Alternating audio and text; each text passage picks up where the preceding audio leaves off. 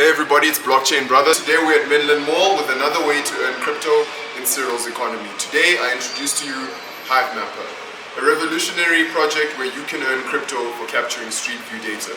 First things first, let's explain the concept like you're 5 years old. So you know how bees work to collectively work together to uphold the hive and serve the queen and collect honey?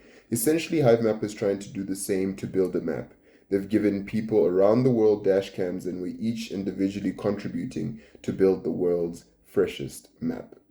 And we get Honey Token, a native cryptocurrency, in exchange. Essentially, what I plan to do is build a fleet of South African Uber drivers and equip them with the dashcams in order to work for me. I will pay them a weekly wage as long as they meet a mileage criteria, and I plan to stack the Honey Token and ride the bull market and preferably cash out some ZAR along the way. Today I'm meeting up with 4 Uber drivers. I'm going to install the dash cams in their car, and together we're going to map the rest of South Africa and earn some sweet honey tokens.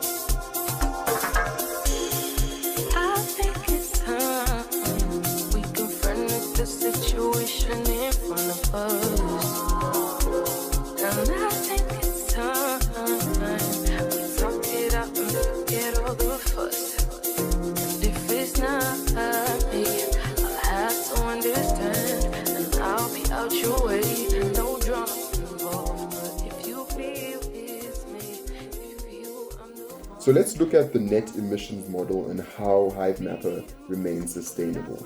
So in the ideal scenario, contributors collect map data, and on the other end, consumers and customers for Hivemapper will use honey tokens to purchase map credit.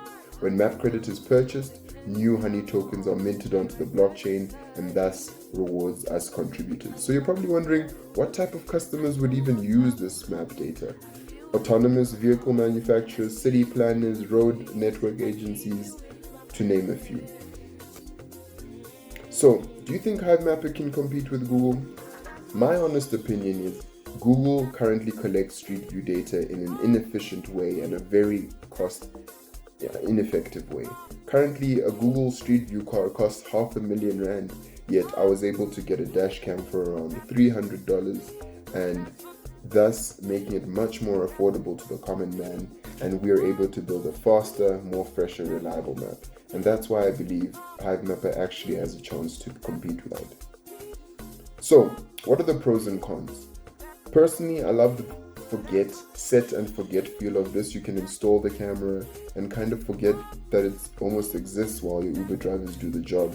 I really like that they're trying to build a fresh map compared to Google Street View, which captures map data maybe once every few years. And I love the crowdsourced nature of collecting the data, truly true to what blockchain is supposed to be. The cons, as I was talking about the token dilution, when the vesting period ends for the investors' tokens, this might create rapid sell pressure for the investors who hold tokens, and this might dilute the price. So what does this mean for us? The earlier you are into this project, the better. Many say that Hivemapper might be ahead of its time, but I think that Hivemapper has strategically positioned itself to capture customers who care about reliable street view data, especially as we emerge into the 4th industrial revolution and a world of Internet of Things. And lastly, a con to look out for is the volatility of the honey token. So, why am I bullish on Hivemapper? If you look at this screen, you can see that majority of the global north has been covered. But when you look at the global south, we're very far behind.